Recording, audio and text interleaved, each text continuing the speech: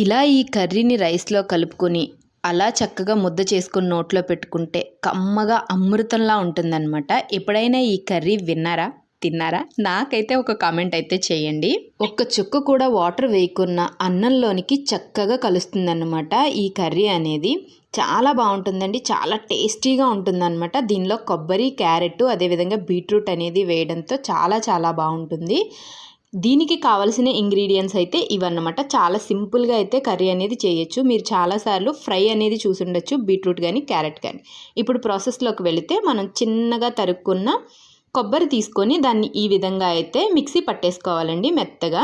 ఇలా అయిన తర్వాత మనం క్యారెట్, బీట్రూట్ తీసుకున్నాం కదా, వీటిని చక్కగా కడిగేసుకొని పీల్ తీసేసుకొని కడిగేసుకోవాలి. ఎవరైనా సరే క్యారెట్, బీట్రూట్ ఫ్రైస్ ఏవైతే ఉంటాయో వాటిని తినని వారు ఉంటారు కదా, వారికి కర్రీ చేసి పెట్టండి. చక్కగా అన్నం అంతా కంప్లీట్ చేసేస్తారో అంత బాగుంటుంది.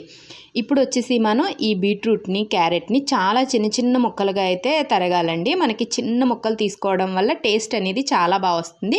తర్వాత మనం కుక్ చేసిన తర్వాత కూడా రైస్లో బాగా కలిసి చక్కగా గుజ్జులో అయితే ఉంటుందన్నమాట. ఇలా చిన్న చిన్న ముక్కలుగా కట్ చేసేసుకుని వీటిని పక్కనైతే పెట్టేసుకోవాలి. ఇప్పుడు మనం ఉల్లిపాయ, పచ్చిమిర్చి తరుక్కోవాలండి. చిన్న చిన్న ముక్కలు అయితే చేసుకోవాలన్నమాట. పచ్చిమిర్చి కూడా చాలా చిన్న చిన్న ముక్కలుగా అయితే కటింగ్ చేసుకోండి. తర్వాత మీరు ఉల్లిపాయను కూడా చాలా చిన్నగా అయితే తరుక్కోవాలి. ఇలా చిన్నగా తరగడం వల్ల మనకి గుజ్జుగా ఉంటుందన్నమాట కర్రీ. ఎందుకంటే వాటర్ కూడా యూజ్ చేయం కాబట్టి చిన్నగా అయితే ఉల్లిపాయలు అనేవి కూడా తరగండి. పచ్చిమిర్చి, ఉల్లిపాయ కూడా చాలా చిన్నగా అయితే కటింగ్ చేసుకోండి. ఇప్పుడు స్టవ్ వెలిగించి గిన్నె అనేది పెట్టండి. ఇది పెట్టిన తర్వాత కొంచెం హీట్ ఎక్కిన తర్వాత ఆయిల్ అనేది యాడ్ చేసుకోవాలన్నమాట. ఇలా ఆయిల్ యాడ్ చేసుకున్న తర్వాత ఈ కర్రీలోనికి సింపుల్గా ఒక చిన్న తాలింపు అనేది వేయాలి.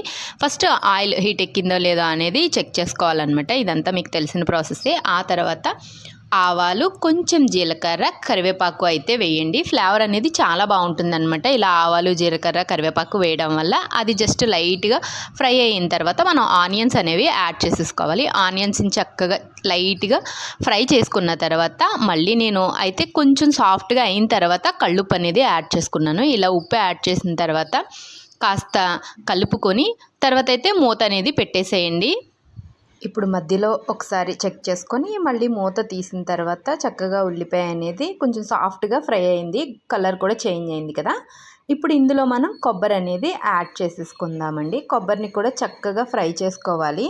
మనం ఎంత కొబ్బరిని తీసుకున్నామో అంత కూడా వేసేసుకోండి. ఈ కర్రీలోకి వచ్చేసి నేను ఒక హాఫ్ చెక్క అయితే తీసుకున్నాను అనమాట కొబ్బరిని ఫుల్గా.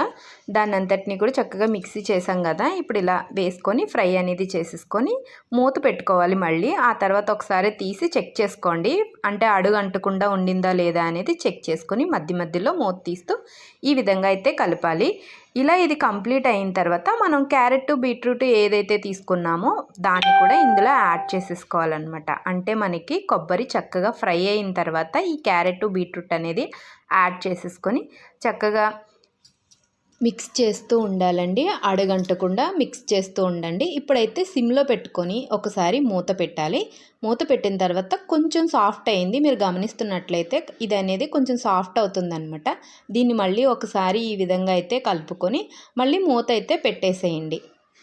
ఇప్పుడు మళ్ళీ చూసిన తర్వాత మనకి ఇంకాస్త సాఫ్ట్గా అయితే ఉంటుందన్నమాట. ఒకసారి మీరైతే చెక్ చేసుకోండి, క్యారెట్ కానీ బీట్రూట్ కానీ ఏదైనా సాఫ్ట్గా అయిందా లేదా అనేది చెక్ చేసుకున్న తర్వాత మళ్ళీ మూత పెట్టి ఒక 2 to 3 minutes అయితే ఈ విధంగా చూసుకోవాలన్నమాట. ఇలా అయిన తర్వాత దీనిలోనికి మనం కొంచెం పసుపు, ఉప్పు, కారం అనేవి యాడ్ చేసుకోవాలి. ఆల్రెడీ నేను స్టార్టింగ్లో ఉప్పు వేసుకున్నాను కాబట్టి కొంచెం తగినంత మాత్రమే తీసుకుంటున్నాను అనమాట. సో అందుకనేసి వీటిని వేసుకున్న తర్వాత చక్కగా ఈ విధంగా అయితే కలపెట్టండి. అంటే నేను అడుగట్టకుండా ఉండడం కోసం ఈ విధంగా అయితే కలుపుతున్నాను. కర్రీ అనేది చాలా చాలా టేస్టీగా వస్తుందండి. మీరు కూడా ట్రై చేసి నాకు డెఫినెట్గా అయితే కామెంట్ చేయండి. చాలా కమ్మగా ఉంటుందన్నమాట ఈ కర్రీ వచ్చేసి. ఈ విధంగా చక్కగా కలుపుకుంటూ ఉండాలి. ఇలా కలిపిన తర్వాత ఫైనల్గా మనం మూత పెట్టేసి ఒక 2 minutes ఉంచిన తర్వాత కర్రీ అనేది రెడీ అవుతుందండి. గుజ్జుగా ఉన్న ఈ కర్రీ చాలా చాలా టేస్టీగా ఉంటుంది. మనం ఒక్క చుక్క ఆయిల్ కూడా వేయకుండా చేసాం కాబట్టి ఎంతో బాగుంటుందన్నమాట. చాలా కమ్మగా ఉంటుంది. ఇది చపాతీలోకి, రైస్లోకి కూడా చాలా చాలా బాగుంటుంది.